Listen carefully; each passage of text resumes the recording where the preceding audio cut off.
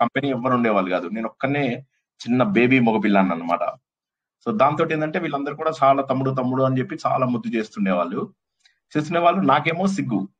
ఇంతమంది అమ్మాయిలు ఉన్నారు, నన్ను ఇక్కడ కూర్చోబెట్టింది మా అమ్మ. నాకు ఆ పాటలు పాడటం ఇష్టం కానీ సంగీత రూపం లోపల అంత ఇష్టం ఉండేది కాదు. సో అది కాస్త చాలా రోజుల పాటు నేర్చుకున్నాను. అయితే గమ్మత్ ఏంటంటే నేను చిన్నప్పుడు కాబట్టి బాగానే ఉంటది గొంతు. తర్వాత ఎప్పుడైతే గొంతు మారిందో ఆ తర్వాత అందులో నేను నేర్చుకున్నది హిందుస్థానీ సంగీతం అంటారు. అంటే మనలాగా ఉండదు, సరిగమ సా రే అంటారు వాళ్ళు. వాళ్ళకి డిఫరెంట్ గా ఉంటాయి అన్నమాట. సో అది నేర్చుకుంటే తర్వాత మళ్ళీ వాళ్ళు డబ్బు కట్టమన్నారు. కొన్నాళ్ళు అయిన తర్వాత ₹2 ఎంతో ఉండేదానికి ఫీజు. అప్పుడు మాకు ఫ్రీ ఉన్నన్ని రోజులు నేర్చుకున్నాను. ఇంకా వాళ్ళు డబ్బు అనేసరికి 1 ఇయర్ తర్వాత ఇక మానేశాను అనమాట. మానేస్తే ఇక చిన్నప్పుడు ఉంటాయి కదా అన్ని సాంకేతిక కారణాలు, ప్రతిదానికి డబ్బే చూపిస్తారు. డబ్బు లేకపోవడం చిన్నప్పుడు చాలా కష్టపడతాం. బాల్యం అనేటటువంటిది ఆ సరైనటువంటి సౌకర్యాలు లేకపోతే అప్పుడు చాలా డబ్బు సార్, డబ్బుకి విలువ ఎక్కువ, ఇప్పుడు డబ్బుకి విలువ లేదు. చిన్నప్పుడు నాకు ఫోటోలు అవి దిగడం అవి బాగా ఇష్టం ఉంటుండే. కానీ అవి దిగిన ఫోటోలు తీసుకోవడానికి కూడా మా ఇంట్లో చేసేవాళ్ళు కాదనమాట. అంటే ఒప్పుకునేవాళ్ళు కాదు. మళ్ళీ దానికి ఇంకో ₹5 పెట్టాలా అనేసరికి కాపీకి ఇష్టపడేవాళ్ళు కాదు. అట్లా కంటిన్యూ అయితే ఏం చేస్తాం, అవి ఎన్ని చోట్లనో ఎన్నో ప్రదర్శనలు ఇచ్చేవాళ్ళం. ఏది కూడా ఒక్క ఫోటో కూడా మెమొరీ లేకుండా అయిపోయింది. చిన్నప్పటివన్నీ కూడా అట్లనే అయిపోయినాయి. చిన్నప్పుడు చాలా పోటీలలో వాటిల్లో వీటిల్లో పాల్గొనేవాడిని. ఏవి అంటే మెమొరీ లేకుండా అయిపోయింది కంప్లీట్ గా. తర్వాత ఎప్పుడైతే ఫోటోలు మేము కెమెరా కొని ఇవన్నీ చేసేసరికి నాకు ఫోటోలు అంటే ఇంట్రెస్ట్ పోయింది. ఏదైనా కోరిక ఉన్నప్పుడే చిన్నతనంలోనే అది తీర్చుకోవాలి. ఎనీవే, అంతరాయతి మిరోపశాంతయే శాంత పావనమచించ వైభవం తం నరం వపుషి కుంజరం ముఖే మన్మహే కిమపి తుందిలం మహః. వసుదేవసుతం దేవం కౌంసచానూరమర్ధనం దేవకీ పరమానందం కృష్ణం వందే జగద్గురుం. శ్రీకృష్ణం వందే జగద్గురుం. భగవద్బంధువులకు, ఆత్మస్వరూపులకు, సత్యాన్వేషులకు స్వాగతం సుస్వాగతం. భగవంతుడు ఇచ్చింది వేదాలు. ఇక వేదం తప్ప మరేది ప్రామాణికం కాదు హిందూ ధర్మంలో అన్న విషయాన్ని మనము చాలా సార్లు తెలుసుకున్నాం. అయితే వేదాలలో ఉన్న విషయాలని సరిగా అర్థం చేసుకోకపోవడం వల్ల అందులోపల కర్మకాండలలో ఉన్నవి కర్మకాండలని, అందులో ఎటువంటి జ్ఞానము లేదని, అంటే కర్మకాండలు పూర్తిగా కర్మకాండలే అనుకున్నారు. అంటే మనం నేర్చుకుంటున్నటువంటి రుక్కులు ఉదాహరణకి మొదటి మండలంలో ఇవాళ 10వ శ్లోకంలోకి వస్తామన్నమాట. అవి మనకేంటంటే ఆ రుక్కులు అవి ఏవైతే ఉన్నాయో ఇవి కేవలం కర్మకాండలు, యజ్ఞాలు, కోరికలు తీర్చుకోవడానికి మాత్రమే అన్నటువంటి భావనతోటి మనకు జరిగింది. అయితే అలా కాదు. ఈ కర్మకాండల లోపల కూడా ఎంతో తత్వం ఉంటుంది. ఆ విషయం తెలుసుకోవడం కోసం అని చెప్పేసి మనం ఒక్కొక్క మండలము ఒక్కొక్క సూక్తము నేర్చుకుంటున్నాం. ప్రతి సూక్తాన్ని దాదాపుగా నేర్చుకుంటున్నాం. అన్ని సూక్తాలు నేర్చుకోలేకపోవచ్చు, మొదట్లో అనుకున్నాం కానీ 11,000 శ్లోకాలు మరి అయితాయో లేదో చూద్దాం. ఇప్పటి వరకు ఒక 150 దాకా అయి ఉంటాయి అంతే.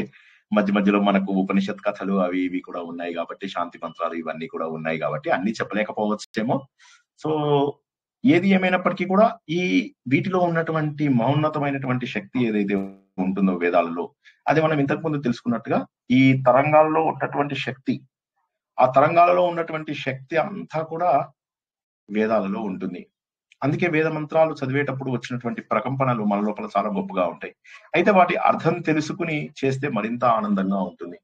వేదాలను కాపాడుకోవడానికి మనం అనుకున్నట్టుగా రకరకాల నియమాలు పెట్టారు. ఛందస్సు, తర్వాత మనకు నిరుక్తము, ఇవన్నీ కూడా పెట్టేసి మనకు వేదాంగాలన్నీ కూడా పెట్టేసి దాన్ని చక్కగా నియమాలతోటి మనకందరికీ అందించారు మహానుభావులైనటువంటి ఋషులు. లేకపోతే ఈ పాటికి కోల్పోయే వాళ్ళం, ఎంతో సంపదను కోల్పోయామని చెప్పేసి తెలుసుకున్నాం. ఇక శాంతి మంత్రాలు. శాంతి మంత్రాలు వేదాలలోనే ఉంటాయా, పురాణాలలోనే ఉంటాయా, ఆగమాలలో ఉంటాయా? అన్నింటిలో ఉండేటటువంటి అవకాశం ఉంది. ఈ రోజు మనం ఒక కొత్త శాంతి మంత్రంతోని ప్రారంభిద్దాం. ఏంటి శాంతి మంత్రం? ఈ శాంతి మంత్రం అనేటటువంటిది ఆగమాలలో, శైవ ఆగమాలలో ఉంది. ఆగమం అంటే ఏంటి? శివుడు పార్వతీదేవికి సృష్టి రహస్యాలు చెప్పడాన్ని ఆగమం అంటారు. పార్వతీదేవి శివుడికి చెప్పడాన్ని నిగమం అంటారు అని చెప్పేసి మనం చాలా రోజుల కింద తెలుసుకున్నాం. అంటే వాళ్ళిద్దరి సంభాషణ ఏదైతే ఉంటుందో మనకు జ్ఞాన రూపం లోపల వచ్చిందనమాట. అయితే ఈ శైవాగమాలు ప్రధానంగా 28 ఉన్నాయి. ఇంకా కూడా ఉంటాయని అంటారు. నాకు అవన్నీ మొత్తం తెలియదు. ఆ 28 ఆగమనాలు మళ్ళీ అందులోపల ఉప ఆగమాలు ఇట్లా చాలా ఉన్నాయన్నమాట. సో కాబట్టి ఇంకా ఏమంటారంటే ఈయన శివుడే పార్వతీదేవికి చెప్పినట్టుగానే విష్ణుమూర్తికి కూడా కొన్ని చెప్పారు అని చెప్పేసి అంటారు. అయితే అది వైష్ణవులు ఒప్పుకున్నా ఒప్పుకోకపోయినప్పటికీ కూడా ఈ ఆగమాల లోపల అనేక రకాలైనటువంటి ధ్యాన పద్ధతులు ఉంటాయి. అసలు ఆగమాల గురించి చెప్తే ఒక రోజు మనకు ఒక క్లాస్ తీసుకుంటాను. నాకు దయచేసి జ్ఞాపకం చేయండి. ఒక స్పెషల్ క్లాస్ తీసుకోవాలి ఆగమాల గురించి. క్లుప్తంగా చెప్పడానికి ట్రై చేస్తాను. శ్లోకం మళ్ళా నేర్చుకుందాం. ముందు ఒక ఇంపార్టెంట్ పాయింట్ దొరికింది కదా, అది చెప్తా. మనకు ఇప్పుడు మామూలుగా మనం ఏం చేస్తాం? కర్మయోగం, భక్తి యోగం, రాజయోగం, జ్ఞానయోగం, ఈ సీక్వెన్స్ లో వెళ్తాం కదా. ఇప్పుడు మామూలుగా మనం భగవద్గీతలో నేర్చుకున్నది, తర్వాత మనం అన్ని చోట్ల ఇదే పద్ధతిలో నేర్చుకున్నాం. మనం నేర్చుకున్నటువంటి ప్రతిదీ కూడా ఈ పద్ధతిలోనే నేర్చుకున్నాం. కర్మయోగము, కర్మ గనక చక్కగా చేసినట్లయితే మనకి ఏమవుతుందంటే చిత్తశుద్ధి జరుగుతుంది. ఆ చిత్తశుద్ధికి ఉపయోగపడేది భక్తి యోగం, రాజయోగం అని చెప్పేసి నేర్చుకున్నాం. ఉపదేశ సారంలో కూడా అదే నేర్చుకున్నాం. చివరిగా మనం చేరుకునేది జ్ఞానయోగం. అయితే గమ్మత్తైన విషయం ఏంటంటే ఈ ఆగమాలలో కూడా అట్లాగే ఉంటాయి. అయితే పేర్లు కొద్దిగా మార్చి, అంటే ఇప్పుడు వేదాలలో ఉన్న విషయాలనే ఆగమాలు చెప్పాయి. అయితే దీన్ని భగవంతుడు, ఇవి కూడా భగవంతుడి ద్వారా చెప్పించినవే. అయితే ఈ ఆగమాల లోపల మనకేవైతే ఇప్పుడు ఈ కర్మకాండలు అని చెప్పేసి అంటాం కదా, మనం భగవద్గీతలో 1, 2, 3, 4, 5, 6 ఏవైతే నేర్చుకుంటామో కర్మ షట్కం లాగా, ఆ కర్మకాండలన్నీ కూడా క్రియాపాదము అని చెప్పేసి అంటారు అనమాట. అంటే క్రియా పార్ట్. క్రియ అంటే జనరల్ గా ఏంటంటే యాక్చువల్ గా క్రియకు కర్మకు తేడా ఏంటంటే ఎవరైనా చెప్పగలరా? ఒక్కసారి ప్రయత్నం చేయగలరా? క్రియకు క్వశ్చన్ ఇంకొకసారి. కర్మ క్రియ అంటే మనం చేసే పని.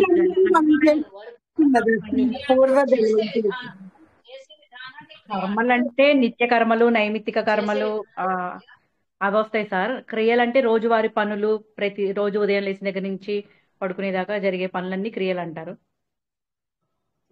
ఓకే, సో సరే, మీకు క్లుప్తంగా చెప్తాను. క్రియ అనేది ఏంటంటే మన సంబంధం లేకుండా జరిగే వాటిని క్రియలు అంటారు. గాలి పీల్చుకుంటున్నాం, రక్త ప్రసారం, డైజెషన్, ఇవన్నిటిని కూడా క్రియ అంటారు. కర్మ అంటే మనం చేసేటటువంటి పని. ఎనీవే, అది ఊరికే మనకు టైం పాస్ కి చెప్పారు అంతే, అది డెఫినేషన్. ఇప్పుడు ఇక్కడ ఫస్ట్ పార్ట్ ఏమంటారంటే శైవాగమాలలో మొదటి భాగంని క్రియాపాదము అంటారు, లేదా క్రియా భాగము అని చెప్పేసి అనుకోవచ్చు మనం. పాదము భాగము ఏదన్నా ఒకటే. పాదము అంటే మొదటి పాదము అన్నట్టుగా, అంతే, అంతకు మించి ఏమి కంగారు పడాల్సిన అవసరం లేదు. మళ్ళీ దాన్ని రాసుకునేటప్పుడు అది క్రియాపాదమా క్రియా భాగమా, సారీ ఏం చెప్పాడు అంత ఆలోచించాల్సిన అవసరం లేదు. పాదము, ఇవన్నీ కూడా పాదాలే. మొదటి అడుగు, రెండవ అడుగు, మూడవ అడుగు, నాలుగవ అడుగు, అట్లా. క్రియాపాదం అంటే ఏముంటుంది ఇందు లోపల? మీరు ఆలయాలు ఎట్లా కన్స్ట్రక్ట్ చేయాలి, పూజలు ఎట్లా చేయాలి, వాటిని ఎలా ప్రతిష్ఠించాలి, ఇవన్నీ కూడా ఉంటాయి. ఇవి మనకు వైష్ణవ దాంట్లో కూడా మనం పాంచరాత్ర ఆగమాలలో వాటి లోపల తెలుసుకున్నాము. వైఖానస అని చెప్పి దాంట్లో కూడా తెలుసుకున్నాం కదా క్లుప్తంగా. సో అదే విధంగా శైవ ఆగమాలలో కూడా ఈ ఫస్ట్ పోర్షన్ ఏదైతే ఉంటుందో ఆలయానికి సంబంధించినటువంటి పనులు చేయడాన్ని క్రియలు అంటారు. సో ఇదంతా కూడా ఏంటంటే ముందు ఎంతమంది దానికోసం కష్టపడి చెప్పేసి భగవంతుడి యొక్క ఆలయ నిర్మాణాలు చేశారు, ఎలా తయారు చేశారు, ఎలా ప్రతిష్ఠించారు, దానికి పూజ చేయాల్సినటువంటి ప్రొసీజర్స్ ఏంటి, ఇది. రెండోది ఏంటంటే చర్యాపాదం. చర్యాపాదం అనేది కొద్దిగా చెప్పాలంటే మన భక్తి పాదం లాగా ఉంటుంది. చర్య అంటే ఏంటంటే యాక్చువల్ గా మీరు చేసేటటువంటి పూజలు. అంటే పైననేమో పూజలు ఎలా చేయాలి అని చెప్పి బేసిక్ గైడ్ లైన్స్ నేర్చుకున్నాం. ఈ రెండో దాంట్లో ఏమైతుందంటే చర్య లోపల మీకు మొత్తం ఎలాబొరేటెడ్ ప్రొసీజర్స్, అంటే ఎలా పూజ చేయాలి, అభిషేకం ఎలా చేయాలి, అభిషేకం చేసినప్పుడు ఏ మంత్రాలు చదవాలి, ఆ తర్వాత యజుర్వేదంలో ఉన్నటువంటి రుద్రము, నమక చమకాలు, ఇవన్నీ చదవాలి. ఇవన్నీ నియమాలు అన్ని ఉండి వాటి యొక్క ప్రొసీజర్స్, యాక్చువల్ మంత్రాలు, యాక్చువల్ పూజలు, సరిగా మీరు చేసేటటువంటి భక్తి భాగం ఏదైతే ఉందో, అంటే దీన్ని భక్తి భాగము అనే దానికంటే కూడా ఉపాసన భాగం అనొచ్చు. సరే, ఉపాసననే మనం భక్తిగా అంటున్నాం కాబట్టి క్రియా భాగం అయిపోయిన తర్వాత ఇది రెండోది చర్యా భాగం. మూడోది ఏంటంటే యోగా పాదం. యోగా పాదం అంటే ఏంటంటే యోగా భాగం లోపల మనం ఏం చేస్తామంటే రాజయోగంలో మనం ఏవైతే నేర్చుకున్నామో అంటే యోగ సాధన, అంటే లోపలనే మనము భగవంతుడి యొక్క అనుభవాన్ని తీసుకోవడం, అంటే కుండలిని కదలిక, ఇవన్నీ కూడా. అందుకే శివుణ్ణి కూడా యోగేశ్వరుడు అంటారు. బై ద వే ఇంకొకళ్ళని కూడా యోగేశ్వరుడు అంటారు. ఎవరు? కూడా అంటారు యోగేశ్వరుడు అని. అందుకోసమే అంటే ఇవన్నీ కూడా మనము అంటే ఇవన్నీ చాలా హిందూ ధర్మము చాలా ఎలాబొరేటెడ్ది. ప్రతి చోట మనకు భగవంతుడు పరబ్రహ్మ అని చెప్పి చెప్పడానికి ఎన్ని రూపాలలో వచ్చినా కూడా పరబ్రహ్మ ఒక్కరే అని చెప్పేసి చెప్పడం అనేది మనకు తెలుస్తూ ఉంటుంది అనమాట. చాలా అదృష్టవంతులం మనం. అది యోగాపాదం అంటే రాజయోగము అని చెప్పేసి చెప్పుకోవచ్చు అనమాట. నాలుగోది ఆబ్వియస్లీ జ్ఞానపాదం. ఈ జ్ఞానపాదం లోపల మోక్షం రావడము, తత్వ చింతన చేయడము, ఇవన్నీ కూడా మనకి ఏవైతే ఉంటాయో ఇదంతా మోక్ష శాస్త్రం. ఇది జనరల్ గా ఇవి మనకు పెద్దగా ఇంపార్టెంట్ కాదు, కానీ ఏదో వచ్చింది. ఎలాగో ఆగమాలు మనం నేర్చుకుంటున్నాం కదా, ఆగమాల గురించి తెలుసుకుందాము అన్నట్టుగా మనము తెలుసుకున్నాం అన్నమాట. ఈ రోజు శ్లోకము, ఈ రోజు శాంతి మంత్రం. ఈ శైవాగమాలలో చాలా చెప్పేటటువంటి ముందు ఈ 4 అర్థమైనాయా? ఏమన్నా డౌట్స్ ఉన్నాయా? ఫస్ట్ చెప్పండి. తర్వాత నేను ఒక మంత్రం చదువుతాను, అది శైవాగమంలో ఏ పోర్షన్ నుంచి వచ్చిందో చెప్పాలి మీరు. చెప్పండి. ఒక్కసారి అర్థం కాని వాళ్ళు అడగండి, ఏం సిగ్గుపడక్కల్లా. సార్ రిపీట్ చేయండి సార్. 4. Very good. మొదటిది క్రియ అంటే కర్మయోగం అని కర్మయోగం. రెండోది చర్య, భక్తి యోగము అని చెప్పేసి అనొచ్చు. మూడోది యోగా అంటే ఇది రాజయోగము లేదా మెడిటేషన్, ధ్యాన యోగము, ధ్యానం. నాలుగోది జ్ఞాన మార్గము, జ్ఞానపాదము, ఆబ్వియస్లీ జ్ఞాన మార్గం. ఈ 4 అర్థం కాని ఎవరైనా అడుగుతారా? మొహమాట పడకుండా. మొదటిది ఆగమం కాదా సార్? ఆగమం అని చెప్పారు కదా మొదటిది. ఫస్ట్ ఇవన్నీ ఈ 4 ఆగమంలో భాగాలే. ఓకే, మీరు కన్ఫ్యూజ్ అయ్యారు, మళ్ళీ చెప్తా. ఆగమము నిగమము అనేవి ఏంటంటే వేదాల లాంటివే ఆగమ నిగమాలు అనుకున్నాం. వేదాలు ఏమైందంటే భగవంతుడి నుంచి వచ్చాయి, భగవంతుడి యొక్క స్వరూపం అని చెప్పి తెలుసుకున్నాం. అయితే భగవంతుడు డిస్కషన్ రూపం లోపల చెప్పిన వాటిని ఆగమ నిగమాలు అంటారు. పార్వతీదేవి శివుడికి చెప్పినవి, శివుడు పార్వతీదేవికి చెప్పినవి, శివుడు విష్ణుమూర్తికి చెప్పినవి, ఇవన్నీ ఇలాంటివి ఆగమాలు చాలా ఉంటాయి అన్నమాట. మళ్ళీ తర్వాత కొన్ని ప్రత్యేక పరిస్థితులలో వచ్చినటువంటిది పాంచరాత్ర ఆగమం అని చెప్పేసి మనం అది కూడా తెలుసుకున్నాం. ఆగమం అంటే వచ్చింది అని మీనింగ్, అంతేనా? ఆగమం అంటే వచ్చింది అని చెప్పేసి మీనింగ్ అన్నమాట. అమ్మవారి ఏంటంటే నిగమం, మోక్ష మార్గం వైపుకి వెళ్ళేది అని చెప్పేసి అట్లాగా. సో ఆగమాలు నిగమాలు అంటారు.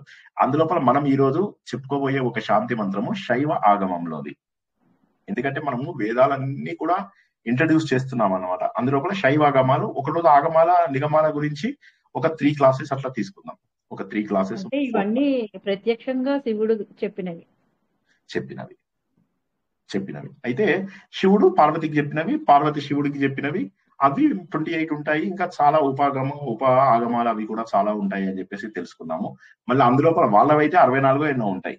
ఏవి మన విష్ణుమూర్తి వాళ్ళవి వైష్ణవ సాంప్రదాయంలో వాళ్ళవి 64 ఉన్నాయన్నమాట. అందులోపల కూడా అన్ని విష్ణుమూర్తి శివుడికి చెప్పినవి, విష్ణుమూర్తి లక్ష్మీదేవికి చెప్పినవి, విష్ణుమూర్తి భక్తులకు చెప్పినవి, ఇవన్నీ కూడా వైష్ణవ ఆగమాలు ఉంటాయి. భక్తులు కూడా కనిపెట్టినవి. ఇప్పుడు పంచరాత్ర ఆగమం అదే కదా, 5 రాత్రుల పాటు వేదాలు దొరకకపోతే ఏం చేయాలి అని చెప్పేసి అలా తెలుసుకున్నాం కదా మనం పంచరాత్ర ఆగమం. సో వాళ్ళందరూ కలిసి 5 రోజుల పాటు భగవంతుడిని వేదాలకు సమానమైనటువంటి శక్తి వచ్చే పదములతో ప్రార్థించారు అనమాట. ఆ నియమాలు పద్ధతులు అన్నింటినీ పాంచరాత్ర ఆగమాలు అంటారని మనం తెలుసుకున్నాం. ఎనీవే, కమింగ్ బ్యాక్ టు శైవాగమాలు. శైవాగమాలు వేదాల లాగానే 4 భాగాలు ఉంటాయి అని చెప్పి చెప్పుకున్నాం. వేదాలు గాని, పురాణాలు గాని, మన జీవితం గాని 4 భాగాలు. మొదటిది కర్మ భాగము, రెండోది భక్తి, మూడోది ధ్యానము, నాలుగోది జ్ఞానము. ఈ 4 పద్ధతులే మనం భగవద్గీతలో వాటిలో ఏమిటది అదే విధంగా మన ఇక్కడ శైవాగమాలలో కూడా అదే సీక్వెన్స్. మొదటి భాగాన్ని ఏమంటారంటే క్రియాపాదము అని చెప్పేసి అంటారు. క్రియాపాదం లోపల ఏముంటాయంటే టెంపుల్స్ ఎలా తయారు చేయాలి ఏంటి అవన్నీ తెలిసేది. తర్వాత రెండో దాంట్లో ఏమో పూజలు, పద్ధతులు, హారతులు ఎలా ఇవ్వాలి, అభిషేకాలు ఎలా చేయాలి, ఇవన్నీ భక్తి మార్గం లోపల. మూడో దాంట్లో యోగ మార్గంలో ఏంటంటే యోగేశ్వరుడు అయినటువంటి పరబ్రహ్మని ప్రార్థించడము, ఇవన్నీ. 4వ పాదంలో ఏంటంటే జ్ఞాన మార్గము. అందులోపల ఏంటంటే భగవంతుడి యొక్క రూపము నా రూపము వేరు కాదు అని చెప్పేసి భగవంతుడిలో ఐక్యమైపోవడం అన్నమాట. ఇవి ఆగమంలోని 4 భాగాలు. మళ్ళీ ఒకసారి చెప్తున్నాను, ఆగమాలలో ఎన్ని విభాగాలు ఉన్నాయి?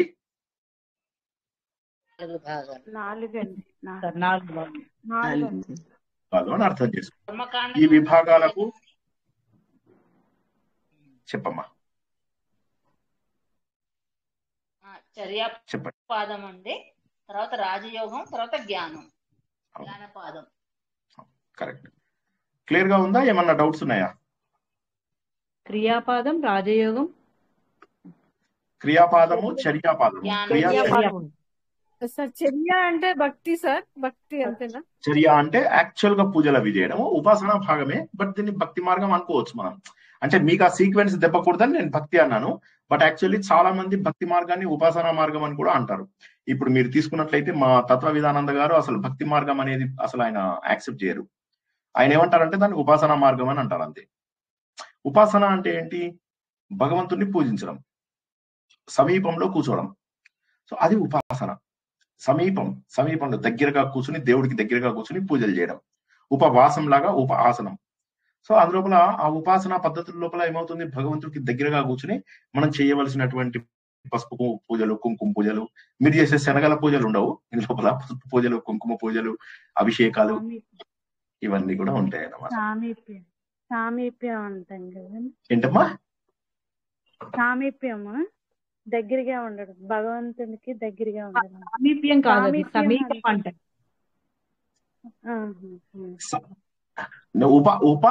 ఉపాసన ఒక ఉపాసన. ఓకేనా?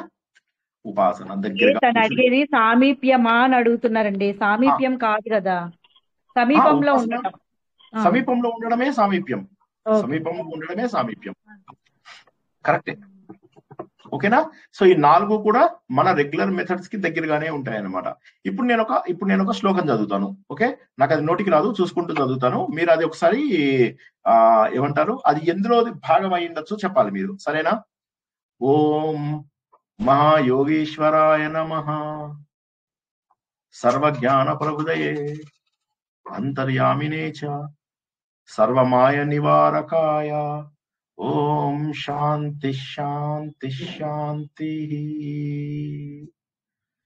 ఈ ఏదైతే ఉందో ఇది శైవాగమాలలో మోస్ట్ పాపులర్ అండ్ అద్భుతమైనటువంటి, అంటే ఎన్ని రకాలుగా ఇది చెప్తాను. అది చెప్పే ముందు ఇది ఏ భాగంలో అయ్యి ఉండొచ్చు గెస్ చేయండి. చర్య భాగంలో, పూజల భాగంలో. ఓకే, ఇంకెవరైనా? చర్య. చర్య అంటే దగ్గరగా కూర్చుని దేవుణ్ణి పూజ చేయడం. అవునా? నమః అన్నారు కదా పూజ చేసి. ఇది ధ్యానంకి సంబంధించింది సార్. ధ్యానం రాజయోగానికి సంబంధించింది అనుకుంటా. రాజయోగానికి సంబంధించింది. ఎందుకంటే రాజయోగంలో నుంచి మనం మెల్లమెల్లగా జ్ఞాన యోగంలోకి అడుగు పెడతాం. అంటే రాజయోగం ఎందుకు వచ్చింది? యాక్చువల్ గా రాజయోగం లేకుండా జీవితం వెళ్ళదా? ఒకసారి ఆలోచించండి. రాజయోగం లేకుండా కూడా అద్భుతమైనటువంటి జీవన విధానాన్ని మనం కొనసాగించవచ్చు. కాకపోతే రాజయోగం ఎందుకు వచ్చింది అంటే, రాజయోగం వల్ల మనకు ఫోకస్ పెరుగుతుంది. ఫోకస్ పెరిగి బయట ఉన్న విషయాలన్నీ కూడా మనము క్రమ పద్ధతి లోపల తగ్గించేసుకుంటాం. మీరే చూసుకోండి. నేను ఇది మనం ఉపదేశసాలను తెలుసుకున్నప్పుడు నేర్చుకున్నాం. ఏవైనా ఆలోచనలు వచ్చినప్పుడు ఎవరైనా డైరెక్ట్ గా వచ్చి ముక్కు మూస్తే ఆలోచనలు అన్ని పోతాయి. సో కాబట్టి ప్రాణాన్ని నియంత్రించడం ద్వారా మన ఎమోషన్స్ ని నియంత్రించవచ్చు. మరొకసారి చెప్తా, మన ప్రాణాన్ని నియంత్రించడం ద్వారా ఎమోషన్స్ ని నియంత్రించడాన్ని మనము ఈ యోగము అని చెప్పేసి అంటాం అన్నమాట. ఉదాహరణకి నాకు కోపం వస్తే ఇలా వస్తుంది, ఆవేశం వచ్చినా అలాగే వస్తుంది. ఇవన్నీ ఎమోషన్స్ అన్ని కూడా ఏమవుతున్నాయి, నాకు గాలి పెరగడము తగ్గడము ఇవన్నీ జరుగుతూ ఉంటాయి. ఒక్కొక్కసారి శ్వాస పీల్చుకోలేను సరిగ్గా కోపం వచ్చినప్పుడు, మాట్లాడలేకపోయినప్పుడు. అంటే నా ఎమోషన్స్ నా శ్వాసని మారుస్తున్నాయి. నేనేం చేస్తున్నాను? రివర్స్ పద్ధతి, నా శ్వాస ద్వారా ఎమోషన్స్ ని కంట్రోల్ చేస్తున్నాను. ఈ పాయింట్ అర్థమైందండి? ఇంతకు ముందు కూడా చెప్పాను చాలా సార్లు. ఈ పాయింట్ అర్థమైందా? అర్థమైంది సార్. ప్రాణాయామం చేసి ఎమోషన్స్ కంట్రోల్ చేసుకోవాలి. కానీ నమః అనే మంత్రం ఉంది కాబట్టి ప్రాణాయామాల్లో మంత్రాలు ఉండవు కదా సార్, కళ్ళు మూసుకుని ధ్యానం చేయడమే కదా. అంటే ఈ శ్లోకం ఏదైతే ఉందో ఆ ప్రాణాయామం చేసే ముందు చెప్పుకుని చేస్తారన్నమాట. సహితంగా చేయొచ్చా సార్ అట్లా ఆ మంత్రం చెప్పుకుంటూ ప్రాణాయామం ఇప్పుడు చేయొచ్చు. మనం ప్రాణాయామం లోపల కూడా నమః మంత్రం నారాయణయ, ఓం నమో నారాయణయ, ఓం నమో నారాయణయ, ఓం నమో నారాయణయ అంటూ ధ్యానం చేస్తారు కదా. సో అలా కూడా చేయవచ్చు. సో ఇది ఒక అద్భుతమైనటువంటి మంత్రము. ఎందుకు అద్భుతమైనటువంటి మంత్రము? ఇందులోపల మనం పరబ్రహ్మకు నమస్కరిస్తున్నాం. ఎవరికి? పరబ్రహ్మ. పరబ్రహ్మ అంటే శంకరుడా లేకపోతే విష్ణుమూర్తి, అమ్మవారా? ఎవరండి పరబ్రహ్మ అంటే? అలా ఏం లేదు సార్, ఎవరు అన్ని రూపాలు వాళ్ళే, అందరూ పరబ్రహ్మ స్వరూపాలు. అందరూ కూడా పరబ్రహ్మ స్వరూపాలే. కాకపోతే మనం ఏంటంటే మన అజ్ఞానం వల్ల మనం ఏమనుకుంటున్నామంటే, మనకున్నటువంటి అజ్ఞానం వల్ల భగవంతుడికి అనేక రూపాలు ఇస్తున్నాం. అయితే వేదవ్యాసుడు కూడా వివిధ పురాణాలలో పరబ్రహ్మని, పరాశక్తిని మార్చి మార్చి ఇచ్చాడు. మొన్న మనము మణిద్వీపం తెలుసుకున్నప్పుడు సారస్వత కల్పం లోపల మనము శ్రీదేవి భాగవతం జరిగింది అని చెప్పేసి తెలుసుకున్నాం. అదే విధంగా ఒక్కొక్క కల్పంలో ఒక్కొక్క దేవుడు వస్తాడు. సో అప్పుడు పరాశక్తి హెడ్ అన్నమాట. ఇప్పుడున్న కల్పానికి శ్వేతవరాహ కల్పానికి మనకు పరబ్రహ్మ ఉన్నారు. పరబ్రహ్మ అంటే విష్ణుమూర్తి అని కొంతమంది అంటారు, గోలోక శ్రీకృష్ణ భగవానుడు అని కొంతమంది అంటారు. వాట్ ఎవర్ ఇట్ ఈస్, విష్ణుమూర్తిని తీసుకోవడంలో తప్పు లేదు. సో ఇది బేసికల్ గా ఇక్కడ ఏమైతుంది, పరబ్రహ్మ స్వరూపాన్ని నేను పూజిస్తున్నాను అంటే భగవంతుని యోగేశ్వరుడుగా పూజిస్తున్నాను, శివుడిని యోగానికి ఈశ్వరుడుగా పూజిస్తున్నాము. యోగేశ్వరుడు అంటే అన్నింటినీ సాధించిన వాడు, ఇంకా ఆయన ఎట్లా అంటే హైయెస్ట్ లెవెల్ ఆఫ్ ఎనర్జీ. అందుకే యోగేశ్వరుడు అయినటువంటి శ్రీకృష్ణుడు అంటారు అనమాట. ఇంకా ఆయనకు సాధించవలసినటువంటిది ఏదీ లేదు. Highest level of maturity, highest level of control అది ఉన్నటువంటి వాడు అనమాట. రెండోది ఏంటి, జ్ఞానం వచ్చేవాడుగా కూడా చేస్తారు. జ్ఞానదాయకుడు అంటే ఏంటి, మనకు జ్ఞానాన్ని కూడా భగవంతుడే ఇస్తాడు. ఎలా ఇవ్వాలి, మనం కర్మ పద్ధతి లోపల నేర్చుకున్నప్పుడు ఇక్కడ టక్ మన ఒకటి స్ట్రైక్ అవుతుంది. ఈ విషయాన్ని నేను మీ అందరికీ ఒక 100 times చెప్పాను. ఏ పనైనా ప్రపంచంలో కొంత దూరమే మనం తీసుకెళ్దాం. అంటే నేను గొప్ప గొప్ప అచీవ్మెంట్స్ చేసిన వాళ్ళందరి యొక్క శక్తిని తగ్గిస్తున్నాను అనుకోకండి. ప్రపంచంలో ఎంత గొప్పవాడైనా సరే వాడికి చాలా విషయాలు కాకతాళీయంగా దొరికాయి.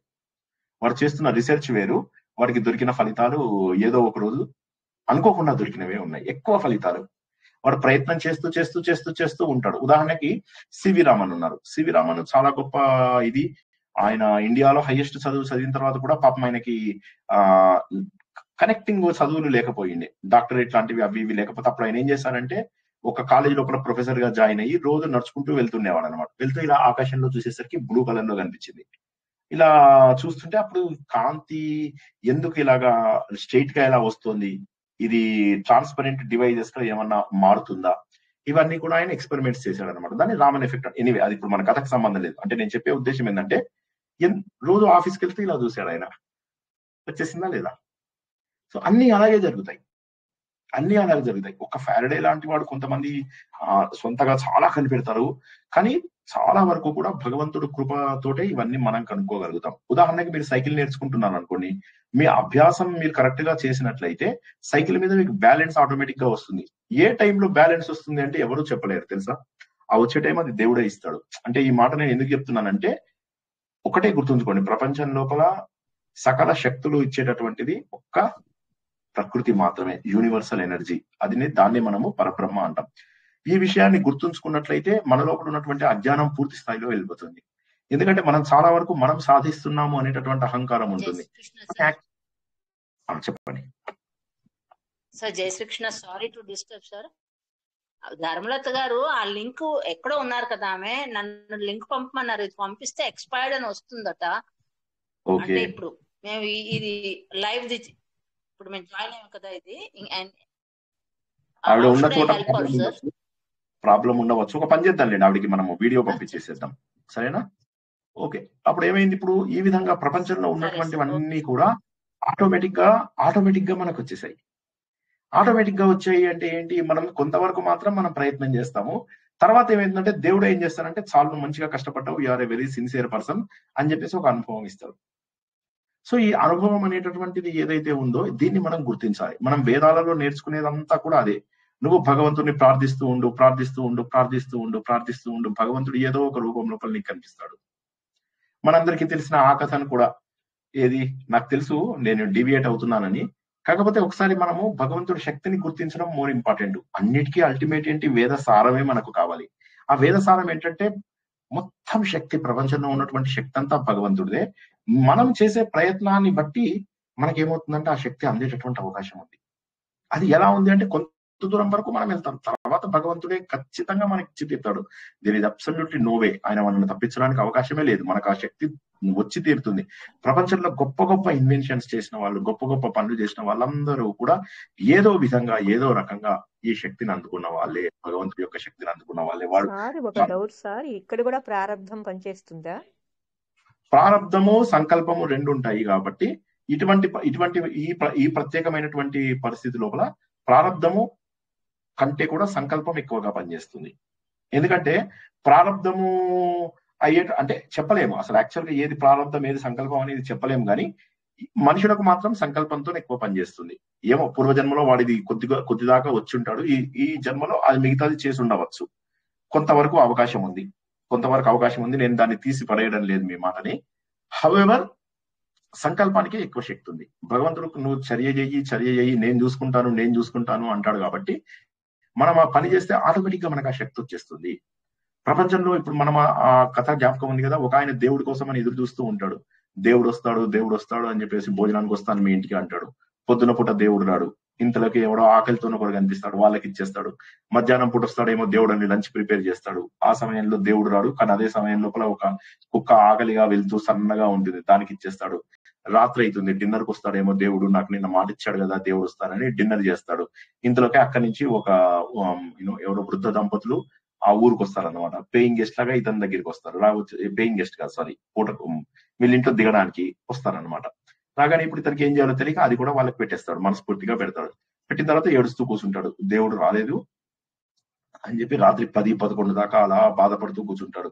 నేను చేసిన తప్పు వల్ల మా ఇంటికి వాళ్ళ దేవుడు రాలేదు. అప్పుడు ఒక వెలుతురు అతనికి కనిపిస్తుంది అన్నమాట, ఒక ప్రకాశం. నేను ఇవాళ మీ ఇంటికి 3 సార్లు వచ్చాను.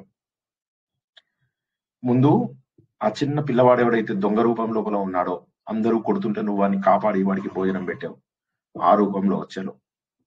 రెండోసారి ఆ శునకం రూపంలో నేను వచ్చాను. ఆకలిగా ఉండి ఎముకలు పైకి తేలుతూ ఉన్నటువంటి శునకం రూపంలో వచ్చాను. మూడోసారి వృద్ధ దంపతుల రూపంలో వచ్చాను. ప్రతిసారి కూడా నువ్వు నెగ్గావు. అంటే ఇక్కడ మనం గుర్తుంచుకోవాల్సింది ఏంటంటే, భగవంతుడి శక్తిని మనము తక్కువ అంచనా వేయడం వల్లనే దుఃఖం కారణం. కానీ భగవంతుడు గొప్పతనం గుర్తిస్తే దుఃఖంతో వచ్చే కన్నీళ్లు రావు, ఆనందంతో వచ్చే కన్నీళ్లు వస్తాయి. అది గుర్తుంచుకోండి. అంటే ఆ శక్తిని ఆలోచించినా కొద్దీ you'll be able to realize more and more. You'll be able to understand lot more. ఎన్నో గొప్ప విషయాలు మీకు అర్థమవుతాయి. కాబట్టి అది చూస్తూ ఉంటే ఏమవుతుందంటే, ప్రపంచంలో నేను శాస్త్రవేత్తలు ఎవరిని కించపరచడం లేదు, కానీ వాళ్ళ శక్తి కొంతవరకే, ఆ తర్వాత ఇచ్చేది మాత్రం దేవుడే. That is what is firm. అంటే నా గట్టి నమ్మకం అదే. అదే విధంగా మన జీవితంలో కూడా మీరు చూస్తుండండి, మీరు ఒక విషయాన్ని వెతుకుతూ ఉంటారు, అది సిన్సియర్ గా వెతుకుతూ ఉంటే దేవుడు ఆ విషయం మీకు మీ కళ్ళ ముందుకు వచ్చేలాగా చేస్తాడు. ఇలా ఎవరికైనా జరిగిందండి, లేక మరి పొరపాటున ఒక్కడికే జరుగుతాయి అట్లా? చాలా సార్లు సార్, చాలా సార్లు జరిగింది.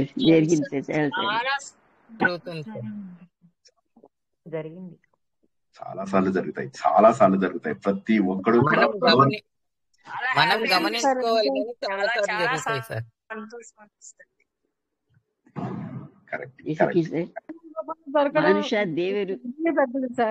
ఇదే ఎగ్జాంపుల్. సారీ సూర్యశ్రీ గారు చెప్పండి, నాకు వినిపించలేదు. మీ ప్రవచనాల రూపంలో దొరకడము ఇదే కదా సార్. ఫస్ట్ టైం అసలు నాకు దొరకడము, అసలు ఫస్ట్ డే అండి. మీరు ఫస్ట్ డేది నాకు ఎవరు పంపించారో తెలియదు, ఎలా వచ్చిందో కూడా తెలియదు, అట్లా వచ్చింది. జై శ్రీకృష్ణ. పద్మావతి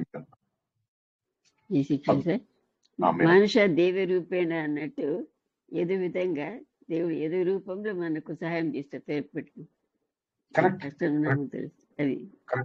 అదే మన వేదసారం, అదే మన ఆగమసారం, అదే మన నిగమసారం, అదే మన పురాణ సారం, అదే మన స్వస్వరూపం, అదే మన ఆత్మస్వరూపం, అదే జీవాత్మ పరమాత్మ యొక్క కలయిక. ఇది నథింగ్ బట్ భగవంతుడి సంకల్పంతో జరుగుతూ ఉంటాయి. అందుకే మనకు భజగోవిందంలో ఏం చెప్పాడు, ఇంత మూర్ఖుడువా నువ్వు, ఒక నియంత ఉన్నాడని గుర్తించలేకపోతున్నావా? ఎందుకయ్యా ఇంత తపన పడతావు, ఎందుకు తపన పడతావు? 24 గంటలు కష్టపడితే నువ్వు కోటీశ్వరుడు అయిపోతావా, బిల్ గేట్స్ దాటిపోతావా? లేదు, ఒక నియంత అనుగుణంగా ఈ ప్రపంచం అంతా జరుగుతుంది, నువ్వు కష్టపడేది పడు అంతే, తర్వాత జరిగే ఫలితాలు భగవంతుడు చూసుకుంటాడు. కాబట్టి ఎవరైతే సత్సంకల్పం చేస్తూ ఉంటారో వారికి భగవంతుడు కావలసిన ఆటంకాలు ఇస్తూ ఉంటాడు. ఆటంకం ఇవ్వగానే వాళ్ళు ఏం చేస్తారు, దాన్ని ఎదుర్కొంటారు, ఆటంకాన్ని దాటి ముందుకెళ్తారు. అలా ఆటంకాన్ని దాటి ముందుకెళ్ళిన ప్రతి ఒక్కడికి భగవంతుడు శక్తినిస్తాడు. మా ఆర్ఎస్ఎస్ ఈ అక్టోబర్ 2వ తారీఖుకి 100 సంవత్సరాలు. ఎన్నో ఆర్గనైజేషన్స్ వచ్చాయి. ప్రతి ఆర్గనైజేషన్ ముక్కలుగా విడిపోయింది. ప్రాంతంతోని, కులంతోని, జాతితోటి, అన్ని రకాలుగా ముక్కలుగా విడిపోయింది. ప్రపంచంలో ఒకే ఒక ఆర్గనైజేషన్ 100 ఏళ్లుగా ఒకే పేరు మీద నడుస్తుంది ప్రపంచ వ్యాప్తంగా. సార్ అందరూ ఆర్ఫన్సేనా సార్, అనాథ పిల్లలేనా సార్ అందరూ? ఎవరు ఎందులో? ఆర్ఎస్ఎస్. నేను ఆర్ఎస్ఎస్, నాకు అనాథన ఏంటి? శుభ్రంగా అమ్మ నాన్న ఉన్నారు. మీరుగా సార్, పిల్లలు అందరూ. అది ఒక చిన్న సర్వీసు ఆర్ఎస్ఎస్ లోపల. ఇప్పుడు హైదరాబాద్ లో ఉన్న వాళ్ళకి వైదేహి ఆశ్రమం తెలిస్తే అక్కడ మీరు చూస్తే ఆశ్చర్యపోతారు. నేను చెప్పే కూడా ఎంతమంది ఆడపిల్లలను చదివించి వాళ్ళకు పెళ్లిళ్ళు చేసి మళ్ళీ వాళ్ళ దగ్గర మంచిగా వాళ్ళు ఉన్నారా లేదా. ఎలాంటి వాళ్ళని చదివిస్తారు? ఎటువంటి వాళ్ళకి ఏం లేని వాళ్ళకా సార్ మీరు చదివించేది? అలా కొన్ని ఆర్ఎస్ఎస్ అనేది ఒక గ్రూప్ కాదండి. ఆర్ఎస్ఎస్ అనేది కొన్ని వందల యాక్టివిటీస్ ఉంటాయి వాళ్ళవి. మెడికల్ వాళ్ళకి వారం మెడికల్ ఇవి ఉంటాయి. తర్వాత స్టూడెంట్స్ కి స్పెషల్. నాకు ఆ సేవలు ఎలా పొందాలో, కొంతమంది చాలా పేదవాళ్ళు, వాళ్ళు తెలిసిన వాళ్ళు బాగా ఉన్నారు, ఆ సేవల్ని ఎలా పొందాలో తెలియక లోకల్ శాఖలను అడిగితే సరిపోతుంది. ఎందుకంటే ప్రతి శాఖకు కూడా ఒక సేవా కోఆర్డినేటర్ అని ఉంటాడు అన్నమాట. ఆ సేవా కోఆర్డినేటర్ అడిగితే చెప్తారు. సేవకు సెపరేట్ గా ఉంటారు, ధర్మ జాగరణకు సెపరేట్ ఉంటారు, కుటుంబ జాగరణకి సెపరేట్ ఉంటారు. ఇలా చాలా గ్రూప్స్ ఉంటాయి, చాలా గ్రూప్స్. సేవ లోపల మీరు ఇంకా ఎడ్యుకేషన్, ఐటీ, వరంగల్ అట్లా బ్రాంచెస్ లేవనుకుంటా సార్. హైదరాబాద్ వరంగల్ కాదు, మీకు ఇండియా మొత్తం లోపల 78,000 విలేజెస్ లో ఉంది. ఎనీవే, సో అయితే చెప్పేది ఏంటంటే ఇది భగవంతుడి సంకల్పం. మీరు చూసుకున్నట్లయితే ఇంతమంది, ప్రపంచంలోనే అతిపెద్ద సంస్థ, ప్రపంచంలోనే. మరి రెడ్ క్రాస్ అంటారు, అవ్వంటారు, ఇవ్వంటారు, మరి అవన్నీ డబ్బులతోటి వాటితోటి నడుస్తాయి. ఏమీ లేకుండా ఇది అలా ఇంతమంది వాలంటీర్స్ శక్తితోటి నడిచేటటువంటి ఒకే ఒక ఆర్గనైజేషన్. ఇది ప్రపంచంలోనే అతిపెద్ద ఆర్గనైజేషన్. 100 సంవత్సరాలంటే అసలు కన్నీరు మున్నీరు అవ్వాల్సినటువంటి సమయం అన్నమాట ఇది, ఆనందంతో. ఎనీవే, కమింగ్ బ్యాక్ టు మన ఇది ఏదైనా భగవంతుడు సత్సంకల్పం. ఆయన ప్రారంభించినప్పుడు ఆయనే అనుకుని ఉండడు బహుశా ఇంత పెద్దగా అవుతుంది అని. మరి 1925 నుంచి మరి అది ఎలా పెరిగింది? భగవంతుడి సంకల్పం. నేనేమంటానంటే ఎప్పుడు కూడా వ్యక్తి కంటే కూడా నేనేమనుకుంటానంటే వ్యక్తి సంకల్పానికి ఎక్కువ నేను విలువిస్తాను. ఎందుకంటే సత్సంకల్పమే భగవంతుడు. మంచి సంకల్పం. చెడు మాటలు మాట్లాడితే అది సత్సంకల్పం కాదు, అది భగవంతుడు కాదు, అది దెయ్యం యొక్క పని. అలా కూడా ఉంటారు, చెడు మాటలు మాట్లాడే వాళ్ళు కూడా ఉంటారు. అసూయ, ఈర్ష్య, కోపము, ద్వేషము. ఇవాళ బాగున్నారు? చెప్పండి.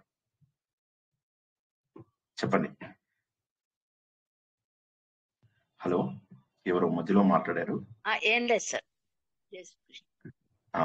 సో ఆ విధంగా ఏమవుతుందంటే మనకు ప్రపంచవ్యాప్తంగా జరిగేటటువంటి గొప్ప పనులన్నీ కూడా భగవంతుడివే.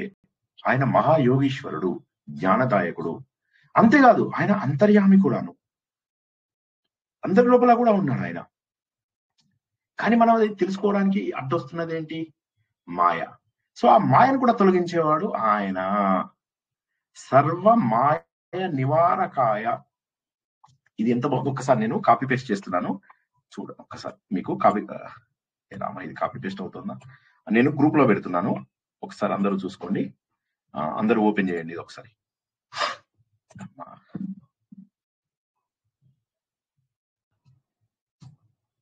ఇదేమిటి ఇందులో రాష్ట్రీయ స్వయం సేవిక అని వచ్చింది? ఎవరు పంపించింది ఇది? ఓకే, యా, నేను ఒక శ్లోకం పంపించాను, ఒక్కసారి చూడండి. ఒక శ్లోకం కనిపిస్తుందండి అందరికి? కరెక్ట్ గ్రూప్ లోనే పెట్టానా?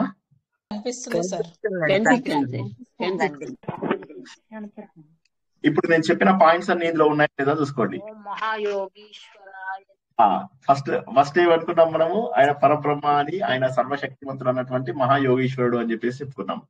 రెండోది ఏంటి? జ్ఞానం ఇచ్చేవాడు మనకి ఈయననే భగవంతుడే అని చెప్పేసి చెప్పుకున్నాం. అంటే అన్ని కార్యాలని కూడా సంకల్పంతో చేయించేటటువంటి భగవంతుడు ఆయనే.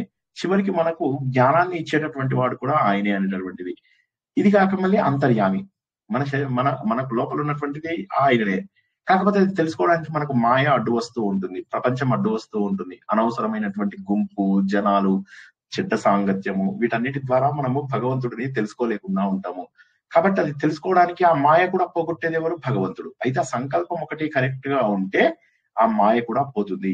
ఈ మంత్రం అర్థమైందండి క్లియర్ గా? లేకపోతే ఏమన్నా తప్పు ఇది ఉందా మీకు? ఎవరికైనా అర్థం కాకుండా?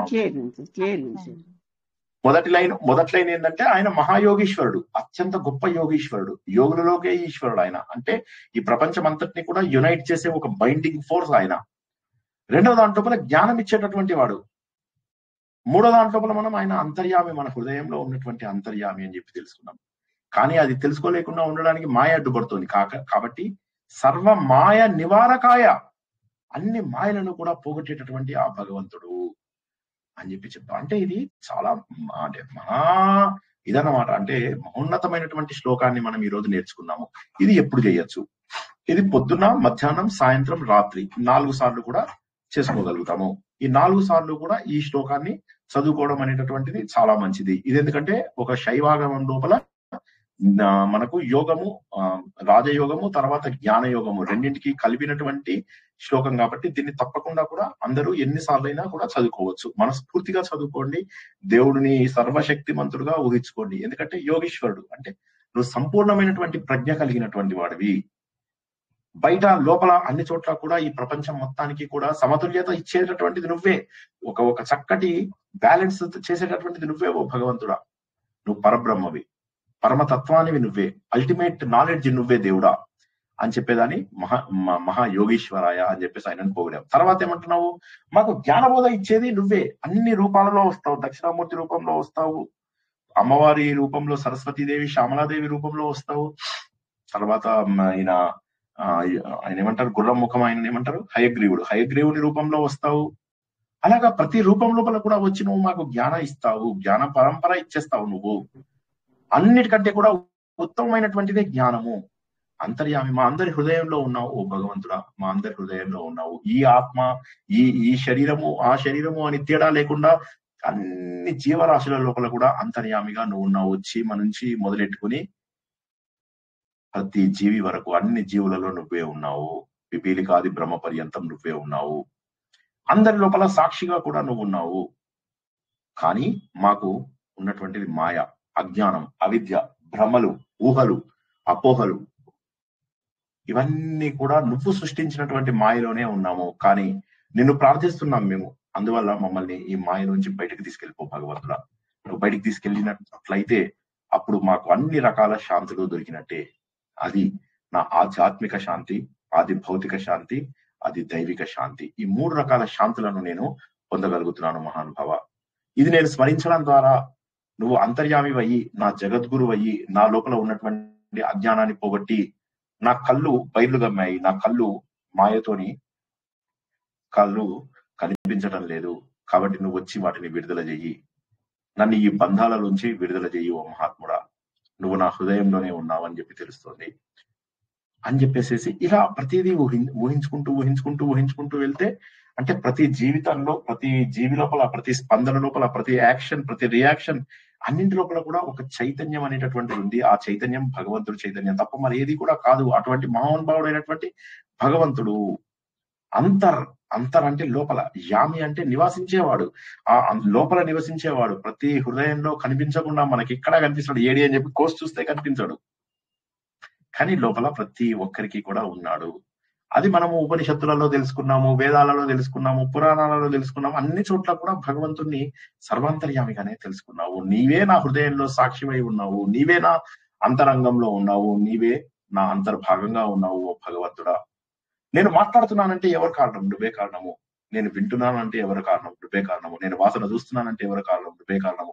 నువ్వు నా లోపల లేకపోతే, అంతర్గతంగా నువ్వు లేకపోతే నేను ఈ పనులన్నీ చేయలేను కదా ఓ మహానుభావ. కాబట్టి నువ్వు అంతర్యామివి. మీరు ఎలా దాన్ని శ్లోకం చేసుకోవాలో నేను నేర్పిస్తున్నాను అంతే. ముందు మీకు పదాలు అర్థం చేసేసాను, కానీ ముందు ఒకసారి చెప్తున్నాను. ఇలా మీరు మనస్ఫూర్తిగా చెయ్యండి. రోజుకు 1 గంట సేపు చెయ్యండి. భగవంతుడా, సర్వ మాయలు ఉన్నాయి ప్రపంచంలో, రకరకాల మాయలన్నీ ఉన్నాయి. అజ్ఞానము, భ్రమలు, ఇంద్రియాలకు నేను లొంగిపోతూ ఉంటాను, అవలీలగా లొంగిపోతూ ఉంటాను. ఆహార పదార్థాలు కానీ, చెడు ఆటలు వినడం కానీ, చెడు పనులు చేయడం కానీ, వీటన్నిటికీ నేను లొంగిపోతున్నాను భగవంతుడా.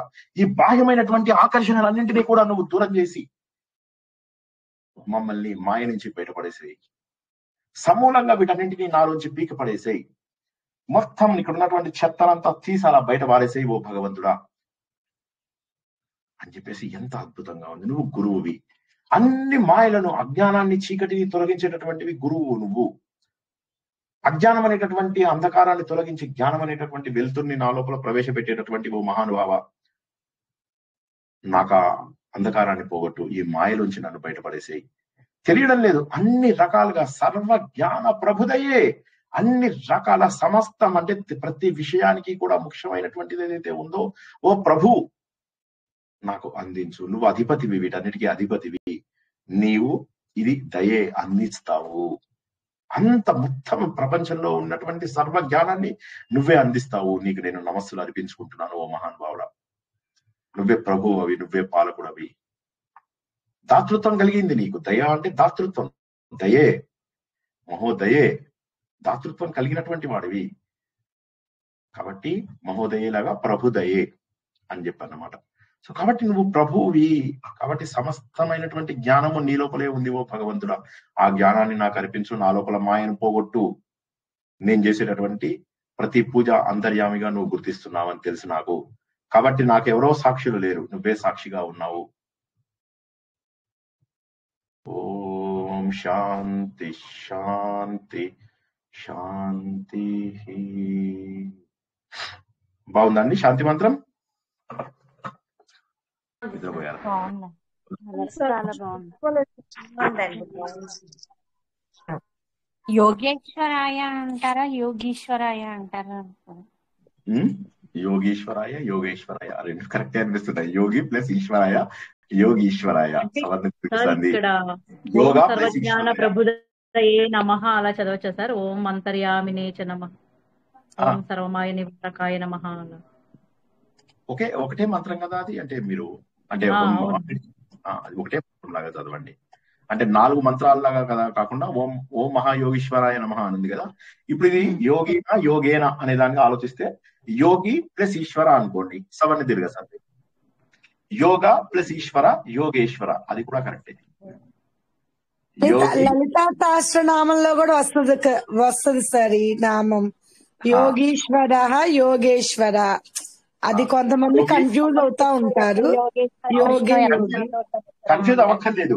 యోగి ప్లస్ ఈశ్వరుడు, యోగీశ్వరుడు సవర్ణ దీర్ఘ సంధి. యోగ ప్లస్ ఈశ్వరుడు, యోగేశ్వరుడు గుణ సంధి. అంతే కదా, తేడా ఏముంది? రెండు ఒకటే. అయితే రెండింటికి ఈశ్వరుడు, యోగానికి ఈశ్వరుడు అని ఒకటి, యోగుల లోపల ఈశ్వరుడు అని కూడా ఒకటి. మనం అలా కూడా యోగానికే ఈశ్వరుడు ఆయన. యోగము అంటే ఏంటి? ఏదైతే అభ్యాసము మనం చేస్తున్నామో దానికి ఆయన ఈశ్వరుడు అని ఒక అర్థం కదా. యోగ ప్లస్ ఈశ్వర అన్నప్పుడు గుణసంధిలో. అలా కాకుండా యోగి ప్లస్ ఈశ్వర అన్నప్పుడు సవర్ణ దీర్ఘ సంధి వస్తుంది. సవర్ణ దీర్ఘ సంధి వచ్చినప్పుడు మనం ఏమనాలి? యోగి, నేను యోగి అనుకోండి ఫర్ ఎగ్జాంపుల్, నా లోపల ఉన్నటువంటి ఈశ్వరుడు అని కూడా గుర్తుంచుకోవాలి. అంటే విద్యకు ఈశ్వరుడు, నాలా సాధన చేసినటువంటి వ్యక్తికి కూడా ఈశ్వరుడు అని 2 అర్థాలు వస్తాయి. దాని కనుక యోగీశ్వర యోగేశ్వర అని అన్నట్లయితే 2 మీనింగ్స్ వస్తాయి. అర్థమైందా అందరికి? అర్థమైంది మహోదయ్. యోగేశ్వర్ అంటే ఈశ్వరుడు, సర్వజ్ఞాన ప్రభుదయ అంటే సర్వజ్ఞానానికి ఆయనే అల్టిమేట్ ప్రభువు, సర్వమాయ నివారక అంటే మన యొక్క మాయలన్నిటిని నివారించేవాడు. అంతర్యామి నేచ అన్నదానికి కొంచెం వివరిస్తారా? ఏం లేదు, అంతర్యామివి నువ్వు. చ అంటే కూడాను, అంతే కదా. అంతర్యామి కూడా అంతటా అంతర్యామి, నా హృదయంలో ఉన్నావు.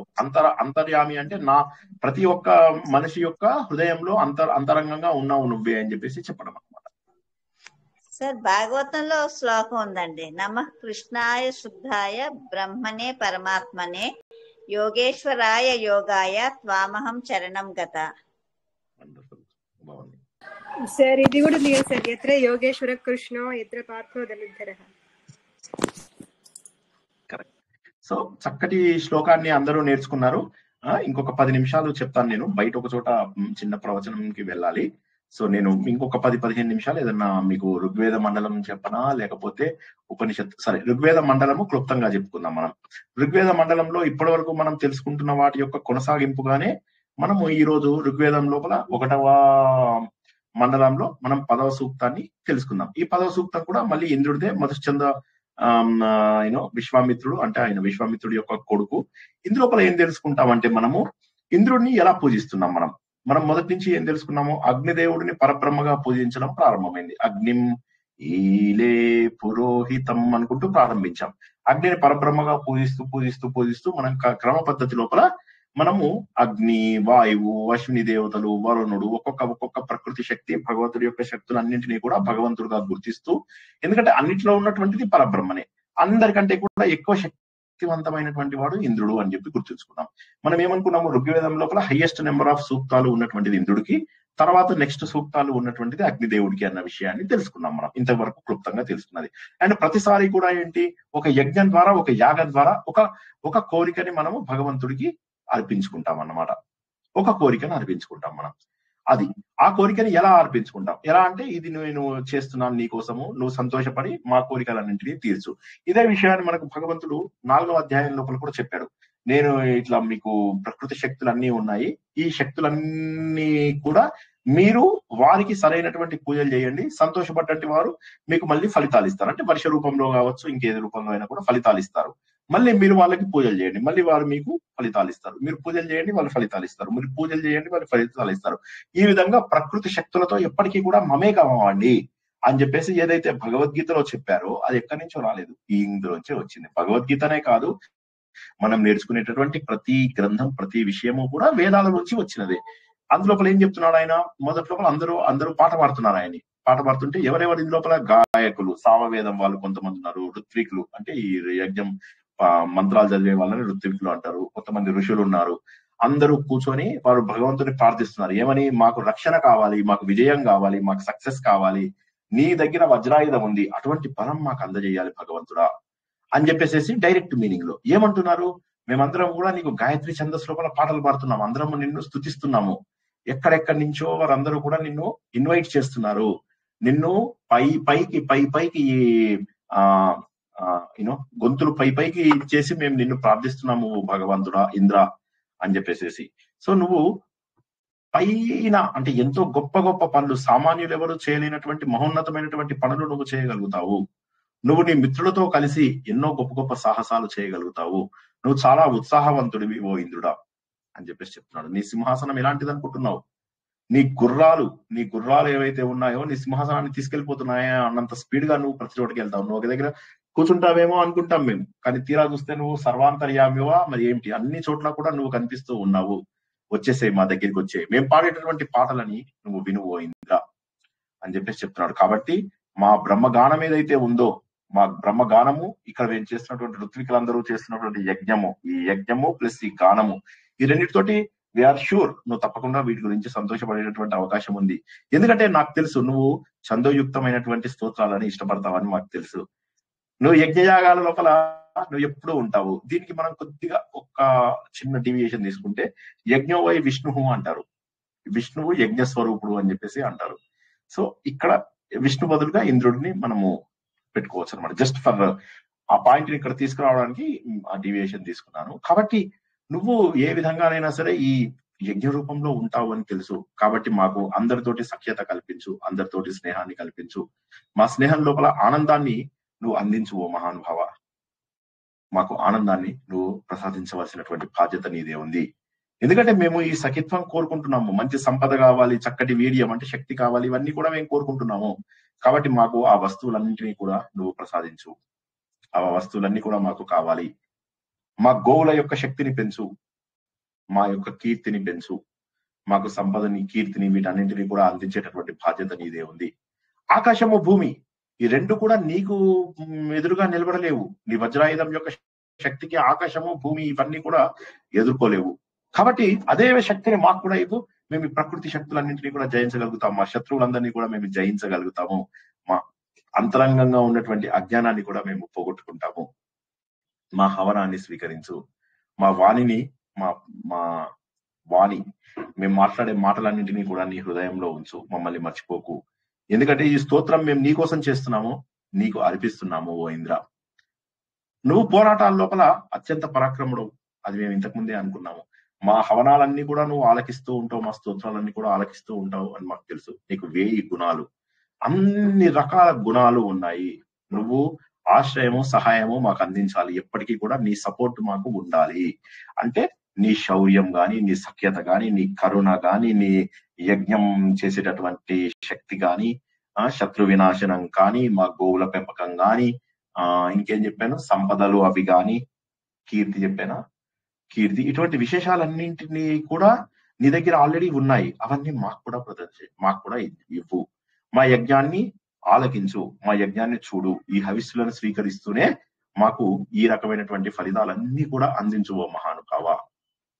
ఇక్కడ ఇది మెయిన్ మీనింగ్ అన్నమాట. అంటే ఏంటి, భగవంతుని డైరెక్ట్ మీనింగ్. మనం ఎన్నోసార్లు అనుకున్నాం వేదాల లోపల మంత్రాలన్నీ కూడా చూస్తే కోరికలు తీర్చడానికి అడుగుతున్నట్టుగానే ఉంటాయి. అది ప్రారంభ దశలో మంచిదే, తప్పేమీ కాదు. కానీ దానికి ఒక అంతరార్థం కూడా ఉంటుంది. గాయత్రి అంటే వాక్కు. మేమేంటి గాయత్రి ఛందస్సు లోపల ఇంద్రుడిని మేము ప్రార్థిస్తున్నాము అని చెప్పేసి చెప్పుకున్నాం. అంటే ఏంటి, మా మనస్సు, మా వాక్కు, మా ప్రాణం వీటన్నింటినీ సమన్వయం చేస్తున్నటువంటిది ఒక ధ్యానము, ఒక మెడిటేషను. అదే గాయత్రి. గాయత్రి అంటే మెడిటేషను. అందుకే ఇప్పుడు మా సంధ్యావందనం చేసిన వాళ్ళందరికీ కూడా మెడిటేషన్ లోపల గాయత్రి చెయ్యాలి అని చెప్పేసి చెప్తారు. అప్పుడు చేసినప్పుడు ఏమవుతుంటే మన లోపల ఒక దివ్య చైతన్య శక్తి వస్తుంది అంటారు. అందుకే గాయత్రి మంత్రము మనకు సంధ్యావందనం చేసుకునే వాళ్ళకు ఒక రకంగాను, సంధ్యావందనంకి అర్హత లేని వాళ్ళకి దాని సమానమైన శక్తి ఉన్నటువంటి సర్వ చైతన్య రూపాంత అవన్నీ మీకు తెలిసిన ఉన్నాయి కదా 2 శ్లోకాలు. ఆ 2 శ్లోకాల ద్వారాను మీకు శక్తిని అందుకోవచ్చు. అది మీ మనస్సులో చైతన్య శక్తిని నింపడానికి ఉపయోగపడుతుంది. కాబట్టి అంతరంగికంగా మనని మనము అభివృద్ధి చేసుకోగలిగేటటువంటిది అని చెప్పేసి. నువ్వు పర్వతాలపైన అధిరోహించావు, నువ్వు శక్తివంతమైన కార్యాలు చేస్తున్నావు అంటే ఏంటంటే, నా మనసు లోపల ఎప్పటి నుంచో కర్మబంధాలు, ఎప్పటి నుంచో మలినాలు, ఈ బయట జనాలందరినీ కలిసి వీడు చెప్పిన మాటలు, వాడు చెప్పిన మాటలు, కొంతమంది కోపంతో, కొంతమంది ద్వేషంతో, కొంతమంది ఈర్ష్యతో, కొంతమంది పొగుడుతారు, కొంతమంది తిడతారు. ఎందుకు పొగుడుతున్నారో, ఎందుకు తిడుతున్నారో, ఎందుకు ఏమంటున్నారో నాకు తెలియదు. నా ఆత్మబలం నాకు కావాలి. పర్వతాలను అధిరోహించాలి నేను అంటే, నా ఆత్మని ముందు నేను కనుక శక్తిని సాధించినట్లయితే, అంటే అంతరంగ విజయాన్ని నేను సాధించాలి. సత్సంగం, ధర్మ మార్గం ద్వారా అవి నేను సాధించేలాగా చెయ్యాలి ఓ ఇంద్ర అని చెప్పేసి అంటున్నాడు. తర్వాత గుర్రాలని రథాలకు గట్టిది. దాని మీనింగ్ ఏంటి, మన ధ్యానం ఏదైతే ఉంటుందో ఆ ధ్యానం లోపల నువ్వు నిరంతరము ధ్యానంలోనే ఉన్నట్లయితే నీకు భగవంతుడితో ఐక్యమైపోయినట్టుగా కనిపిస్తుంది. అంటే భగవంతుడు మనలోనే ఉన్నటువంటి భావన మనకి ఏర్పడుతుంది. భగవంతుడు సింహాసనం అంటే భగవంతుడు అన్ని చోట్ల సర్వాంతర్యామి ఏదైతే భావన ఉందో, మనం ఎప్పుడైతే భగవంతుడిలో కలిసిపోతామో అప్పుడు మనకు ధ్యాన పద్ధతి ద్వారా అప్పుడు మనకు భగవంతుడితోనే ఉన్నటువంటి భావన ఏర్పడుతుంది. భగవంతుడిలో మనం లీనమైపోయినటువంటి ఆలోచన మనకు కలుగుతుంది అంతరంగంగా. అంటే భగవంతుడా నాకు మనస్సులో శక్తినివ్వు, నాకు శరీరంలో శక్తినివ్వు, నాకు ఆత్మలో శక్తినివ్వు, నేను యోగా చేసుకోవడానికి శక్తినివ్వు. ఇవన్నీ మా స్తోత్రాలను ఆలకించు, మా యజ్ఞాన్ని నువ్వు బాగా చెయ్యి అని. దాని మీనింగ్ ఏంటంటే జపము, ధ్యానము మనం చేసేటటువంటి ఇవన్నీ కూడా సక్రమంగా జరగాలి. ఎప్పుడైతే నా ఇంద్రియ శక్తి గట్టిగా ఉంటుందో అప్పుడు నాకు ధ్యానం కూడా పెరుగుతుంది. నేను చేసేటటువంటి శ్రమకు కూడా సరైనటువంటి ఫలితం వచ్చేటటువంటి ఛాన్స్ ఉంది. ఓ ఇంద్ర, నువ్వు చాలా స్తుతించగలిగినటువంటి వాడివి. నిజమే, ఇంద్రుడు మన అంతరంగ శక్తి, మనకు మంత్ర జపం లోపల ఉన్నాడు. కాబట్టి ఆ సఖ్యత్వం కావాలి నాకు మంచి వాళ్ళతో సఖ్యత్వం చేయించు అన్నాడు. ఎవరు మంచి వాళ్ళు అంటే జీవాత్మ, పరమాత్మ వీరు కలవాలి. జీవాత్మను పరమాత్మతో కలపాలి నువ్వు అని చెప్పేసి చెప్తున్నాడు. నువ్వు చైతన్య శక్తివి. నా ఆత్మ స్థైర్యాన్ని, బలాన్ని నువ్వు పెంచవలసినటువంటి బాధ్యత నీ దగ్గరే ఉన్నది. గోవు అంటే మనం ఇంతకు ముందు తెలుసుకున్నాము ఇంద్రియాలు అని చెప్పి. గోవింద అన్నటువంటి నామం మనం తెలుసుకున్నప్పుడు గోవిందో గోవిదాంపతి అని చెప్పేసి మనము విష్ణు సహస్రనామంలో తెలుసుకున్నప్పుడు చెప్పుకున్నాం. గో అంటే ఇంద్రియాలు అని కూడా ఒకటి, వాక్కు అని కూడా ఒకటి, గోవులు అంటే ఆవులు అని కూడా 3 అర్థాలు తీసుకున్నాం. అప్పుడు ఇక్కడ కూడా గోవులని విస్తరింపజెయ్యి అంటే ఏంటి, నా ఇంద్రియాలని చక్కటి శక్తితో ఉంచు, ఇంద్రియాల పైన నాకు నిగ్రహం ఇవ్వు, నా వాక్కు పరిశుద్ధంగా ఉండేలాగా చెయ్యి అన్నటువంటి మీనింగ్ కూడా ఇక్కడ వస్తుందన్నమాట.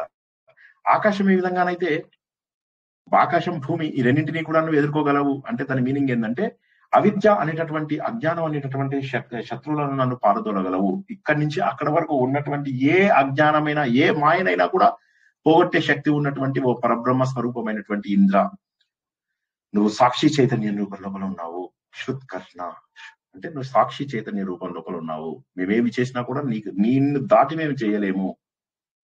మేము ఏ పని చేసినా కూడా సాక్షిగా నువ్వు ఉన్నావు. కాబట్టి మా అంతరంగంలో మేము చేస్తున్నటువంటి ప్రార్థనలను, మేము హృదయం లోపల చేస్తున్నటువంటి ప్రార్థనలను గుర్తించి దానికి తగ్గటువంటి శక్తిని అందజేయి మాకు. అంతరంగంగా మేము పరిశుభ్రంగా ఉండాల్సినటువంటి అవసరం ఎంతైనా ఉంది. అంటే నా లోపల చిత్తశుద్ధిని కలిగించు.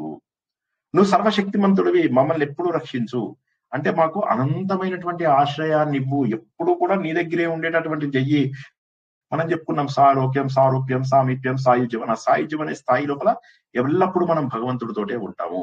భగవంతుడి లోపల ఉన్నటువంటి వాడికి భయం అనేటటువంటి భావన ఏది ఉండదు. దాన్ని మనం అభయం, సత్వ, సంశుద్ధి, జ్ఞానయోగ వ్యవస్థితి అనేవైతే తెలుసుకున్నామో భగవద్గీత లోపల, ఆ భావాలని ఇక్కడ మళ్ళీ మనము ఇంద్రుడి రూపం లోపల అవే విషయాలను మనము తెలుసుకుంటున్నాము. అంటే ఇంద్రుడిని చైతన్య శక్తిగా తీసుకున్నాము, మనము గుర్రాలనేమో ప్రాణశక్తిగా తీసుకున్నాము, తర్వాత గోవులేమో మన ఇంద్రియాలు, వాక్కు అని చెప్పేసి తీసుకున్నాము. యజ్ఞం అనేది ఏంటంటే మన ధ్యానము లేదా మన ఆధ్యాత్మిక చింతన అనుకున్నా కూడా ఈ పద్ధతి లోపల కనుక మనం ఆలోచించినట్టయితే మనకేంటంటే ఈ సూక్తం లోపల నన్ను నువ్వు జాగృతం చెయ్యి, నా మనస్సు, ఇంద్రియాలు, ప్రాణము అనేవైతే మల్టిపుల్ లేయర్స్ ఉంటాయో, పంచకోశాలు ఏవైతే ఉంటాయో ఆ పంచకోశాలలో ఒక్కొక్క మెట్టు నేను ఎదిగేలాగా చెయ్యి. అన్నమయ కోశము, ప్రాణమయ కోశము, మనోమయ కోశము, బుద్ధిమయ కోశము, ఆనందమయ కోశము, ఇలా ఒక్కొక్క కోశంలోకి నేను ట్రాన్స్ఫర్ అవ్వాలి ఓ పరబ్రహ్మ.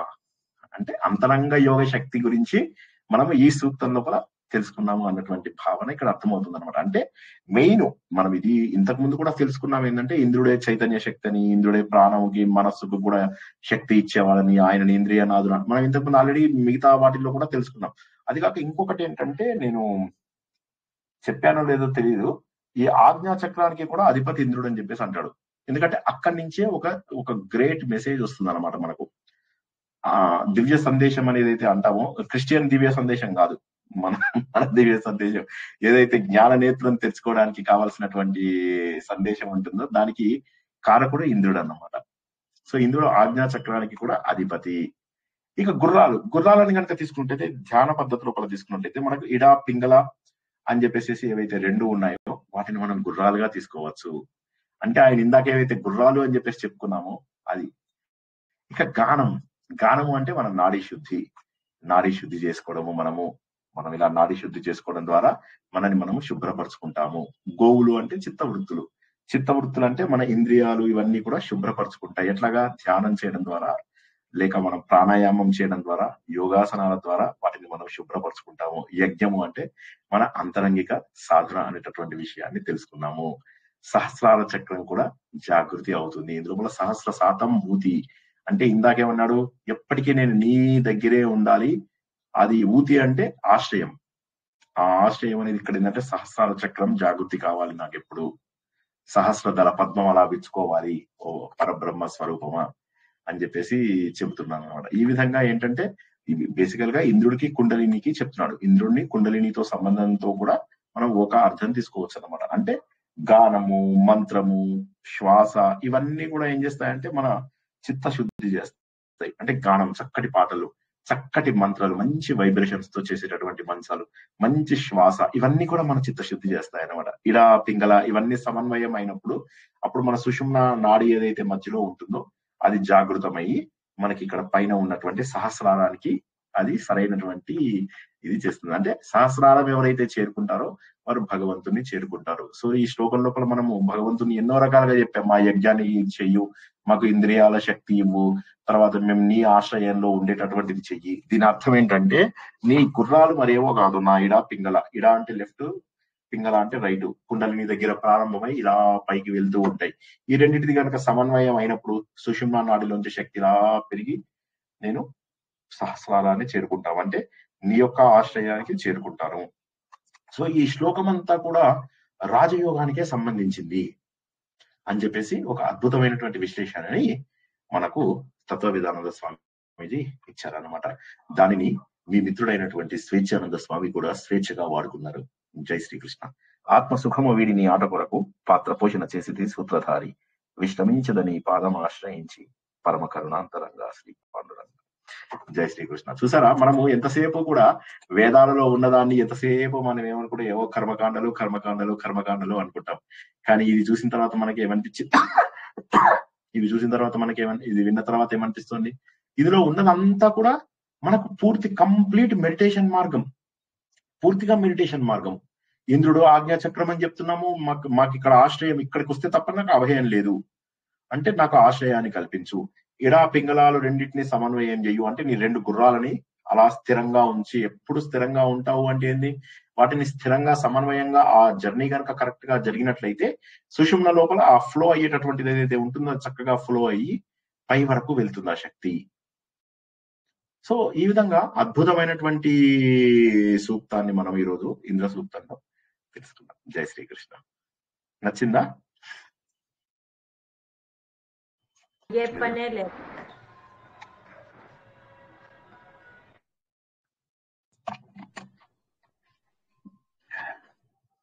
నిద్రపోయారా అందరూ? ఒకసారి లేవండి లేవండి లేవండి, గెటప్. 10 అయింది. ఎక్కడి నిద్రపోతుంది సార్? మీకు చెప్తుంటే జై శ్రీకృష్ణ. ఎక్కడికో పోవాలన్నారు. మీరు చెప్పిందే తాత్పర్యము. మీది మామూలుగా మాటల రూపంలో ప్రార్థన చెప్పవచ్చా సార్? ఒకసారి నేను ప్రార్థించేది మీరు చెప్పింది సేమ్ ఒకేలా ఉన్నాయి సార్, అది చెప్పొచ్చా ఒకసారి అని? అంటే ఎక్కువ టైం పడుతుందా? నేను ఇప్పుడు వెళ్ళాలి అందుకోసం అని. లేదు లేదు, వెంటనే చెప్తాను. కరుణామూర్తి అగో దేవా, నా చిత్తము సర్వకాల సర్వావస్థల యందును మీ పాదార విందములందు లగ్నమై అచంచలమైన భక్తితో కూడినట్లు అనుగ్రహింపుము. పరమదయానిధి, ప్రాతకాలం నిద్ర లేచినది మొదలు మరలా పరుండు వరకును మనోవాక్కాయములచే మా వలన ఎవరికి అపకారం కలగకుండానట్లును ఇతర ప్రాణికోట్లకు ఉపకారము చేయులాగునను సద్బుద్ధిని ప్రసాదించము. పరమదయానిధి, మా అంతఃకరణందు ఎన్నడను ఏ విధమైన దుష్ట సంకల్పము గాని విషయ వాసన గాని అజ్ఞానవృత్తి గాని జొరబడకున్నట్లు దయతో అనుగ్రహింపము. వేదాంత వేద్య అభయస్వరూప, మా యందు భక్తి జ్ఞాన వైరాగ్య బీజములు అంకురించి శీఘ్రముగా ప్రవృద్ధములగినట్లు ఆశీర్వదింపము. మరియు ఈ జన్మనందే కడతేరి నీ సాన్నిధ్యమునికి ఏతించుకోవాల్సిన శక్తి సామర్థ్యములను కరుణతో నొసంగము. దేవా, నీవు భక్తవత్సలుడవు, దీనుల పాలట కల్పవృక్ష స్వరూపుడవు. నీవు తప్ప మాకు ఇంకెవరి దిక్కు? నిన్ను ఆశ్రయించితిమి. అసత్తు నుండి సత్తునకు గొనుపము, తమస్సు నుండి జ్యోతిలోనికి తీసుకొని పొమ్ము, మృత్యు నుండి అమృతత్వమును పొందింపజేయము. ఇదే మా వెండి మమ్ము అనుగ్రహింపుము, నీ దరి చేర్చుకొనుము. పాహిమాం పాహిమాం పాహి ఓం తత్సత్. ఇది నేను ప్రార్థించే శ్లోకము. మీరు చెప్పినట్టుగానే నాకు ఇదంతా అలా అనిపించింది. ఇది విద్యాప్రకాష్ నందగిరి రాసింది.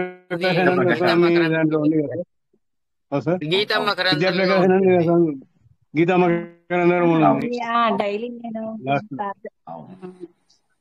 వండర్ఫుల్. ఇది నేను డైలీ ప్రార్థించే శ్లోకము సార్. బాగుంది, చక్కగా ఉందండి, చాలా బాగుంది, వండర్ఫుల్. సో ఇవాళ 2 గొప్ప విషయాలు తెలుసుకున్నాము. వీలైనన్ని సార్లు వినండి. ఫస్ట్ ఏదైతే శాంతి మంత్రం ఉందో దాన్ని 4 సార్లు చేసుకోవచ్చు. మీరు తప్పకుండా మీ పూజలు చేసుకునే ముందు గాని, పూజలు చేసుకునే తర్వాత గాని, పూజల బదులుగా గాని తప్పకుండా చేసుకోండి.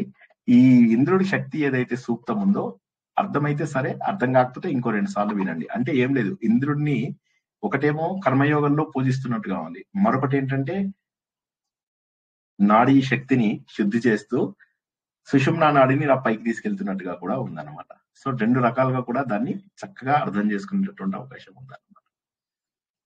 అష్టదిక్పాలకులకి అందరికీ ఇదే విధంగా ప్రార్థన ఉంటుందా సార్?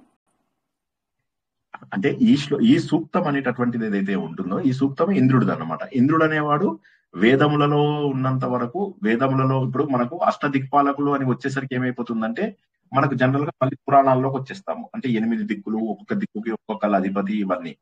వేదములలో ఏంటంటే ఒకే పరబ్రహ్మ, ఐదర్ ఆయన అగ్ని అవ్వచ్చు, ఆయన వరుణుడు అవ్వచ్చు, అట్లా అన్నమాట. ఇప్పుడు మనం తెలుసుకుంటున్నది ఇంద్రుడిని పరబ్రహ్మ స్వరూపం లోపల చూస్తున్నాము. ఎందుకంటే వేదాలలో ఉన్నంత వరకు కూడా శివుడు, విష్ణుమూర్తి, బ్రహ్మదేవుడు ఇట్లాంటి వాళ్ళు ఎవరు ఉండరు అన్నమాట మనకు.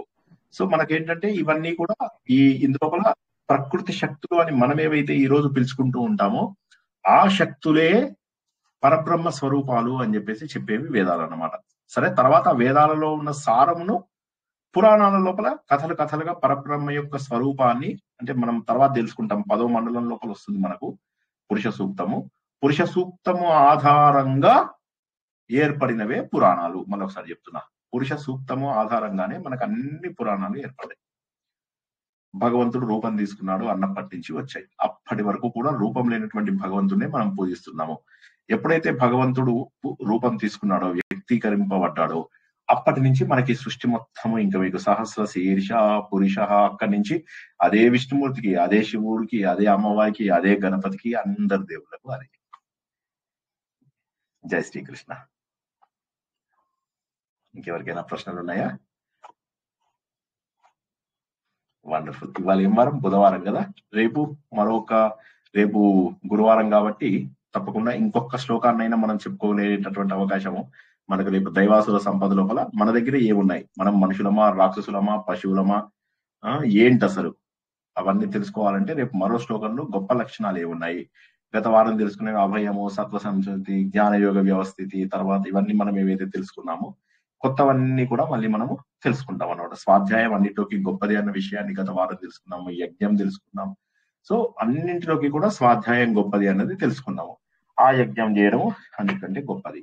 ఇక 2వ శ్లోకంలో ఏం చెప్తున్నాడు భగవంతుడు, అలాంటివన్నీ కూడా రేపు మనం తెలుసుకుందాం. ఇంకెవరికి ఏమి ప్రశ్నలు లేకపోతే ముగించుకుందాం. నచ్చిందా? క్లాస్ నచ్చిందా? బాగా అనిపించిందా? Yes, sir. జై శ్రీ. ప్రతి దాంట్లో ఉన్నటువంటి తత్వాన్ని మనము తెలుసుకోవడం ద్వారా మాత్రమే భగవంతుడికి దగ్గర అవుతామని, ఆ భగవంతుడి యొక్క శక్తిని గుర్తించాలంటే నిరంతరము ఆలోచన అనేటటువంటిది మనకు తోడుగా ఉండాలని, ఆ ఆలోచన మన వారందరూ కూడా నిశ్చయంగా తెచ్చుకుంటారని ఆశిస్తూ ఈరోజు ప్రవచనాన్ని ఇక్కడికి ముగించుకుందాం. పునర్దర్శనం రేపు రాత్రి 9 గంటలకు. భగవద్గీతలో దైవాసుర సంపద విభాగ యోగంలో 2వ శ్లోకం ప్రారంభము. అద్భుతమైనటువంటి ఉదాహరణల ద్వారా రేపు మరింత వివరంగా భగవద్గీతను తెలుసుకుందాం. అంతవరకు సెలవు. శుభరాత్రి. జై శ్రీకృష్ణ. అందరికీ జై శ్రీకృష్ణ సార్. జై శ్రీకృష్ణ సార్. జై శ్రీకృష్ణ సార్.